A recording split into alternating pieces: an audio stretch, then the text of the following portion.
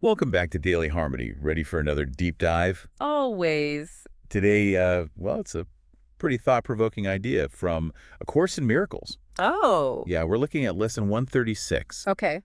Sickness is a defense against the truth. Sickness as a defense. I like it already. Right. It kind of makes you rethink how we usually see what it means to feel sick. For sure, for sure. Like, what if sometimes when we feel sick, either mentally or physically, Yeah, it's actually our minds yeah. trying to, like, protect us. Protect us. Yeah, from facing some deeper truth. Ooh, interesting. Like emotional truths or spiritual truths? Deeper truths. Exactly. And that's what we're going to try to uncover in this deep dive. Yeah. How does this whole avoidance thing actually work? All right. What role does our mind play in all this? Makes you wonder. And then there's the ego. Always got to talk about the ego. Right. We'll look at some examples you can relate to, Yeah. everyday stuff. Yeah, yeah. And we'll even give you some practical tips you can try out to explore this in your own life. And by the end, we want to see if we can understand how accepting the truth, even when it's hard, can actually help us heal. Accepting the truth for healing. Love it. So think of this deep dive as like a fast track to understanding this idea, Okay, I'm ready. It could really change how you see your own well-being. Let's get into it then. Okay, so first things first. The sources we're looking at, they all pretty much agree that whether you're talking about a physical symptom or you're feeling mentally down, Uh-huh. it can actually be a way for your mind to protect you. It's like a defense mechanism. Like, it's almost like your mind is trying to shield you from truths that are just too much to handle. Yeah, and it's not like we're choosing to do this consciously. Right. It's happening under the surface. Like, you don't wake up and say, I'm going to get a cold, so I don't have to go to that party. Exactly. Okay. Exactly. It's Yeah. much more subtle than that.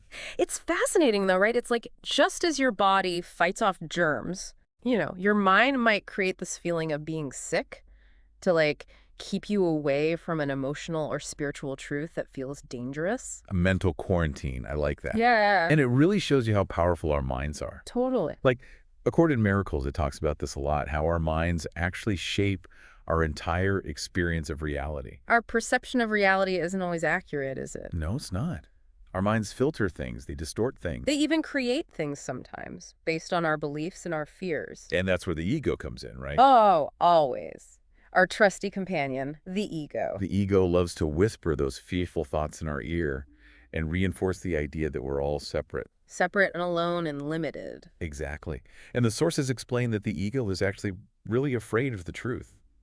The truth of our interconnectedness. And our divine nature. That we're all connected, all part of something bigger. The ego doesn't want any part of that. Nope. So it might try to distract you from those deeper truths by creating this illusion of sickness. It's a way to keep you focused on the physical world and feeling limited. Okay, so let's get specific. If sickness can be this kind of defense, what exactly are we trying to avoid here? Well, the sources are pretty consistent on this. It's not usually about something trivial. Right, not about avoiding chores or something. No, it's usually about emotional or spiritual truths. Stuff that really goes deep. Things that shake us to our core. Yeah, things that challenge how we see ourselves and the world around us. So can you give us some concrete examples of what these kinds of truths might look like in real life? Sure, one example that comes up a lot is the fear of vulnerability in social situations. Oh, I know that feeling. Mm. Like dreading a party because you're worried about being judged. Exactly. And the sources suggest that sometimes in those situations you might unconsciously develop a physical ailment so you have an excuse not to go. Wow, it's like your body's giving you a way out. It's a way to avoid those uncomfortable interactions and the vulnerability that comes with them.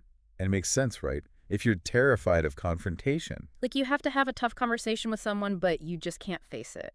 Yeah. The sources say you might start feeling physically sick in the days leading up to it. Like almost subconsciously giving yourself permission to postpone it. Right. And it goes beyond social stuff, too. Unresolved emotional pain can also be a factor. Oh, so instead of dealing with grief or anger or sadness head on, Yeah, your mind might distract you with physical symptoms. keeping your attention on your body instead of the emotional stuff. Exactly. And even on a deeper level, the sources talk about resistance to recognizing your true identity as spirit. Like embracing that we're not just our physical bodies. Right. That can be a really hard truth for the ego to swallow, so sickness might be a way to stay grounded in the physical world and avoid that spiritual awakening. So basically, anything the ego wants to keep hidden can potentially manifest as illness. That's what the sources seem to suggest, yeah. This is all starting to click for me. Like, I've definitely felt sick before a party because of social anxiety. Yeah, it's a common experience. And I think we all know what it's like to get stressed out and then end up with a headache or feeling exhausted. Right. It's like our minds and bodies are so connected that emotional stress can manifest physically. Totally. So for our listeners who are like, okay, this is interesting, but what do I do with this information? What's a good first step to explore this in their own lives? Well, it's not like you can just stop getting sick altogether. Right. But the sources offer a really practical and gentle starting point.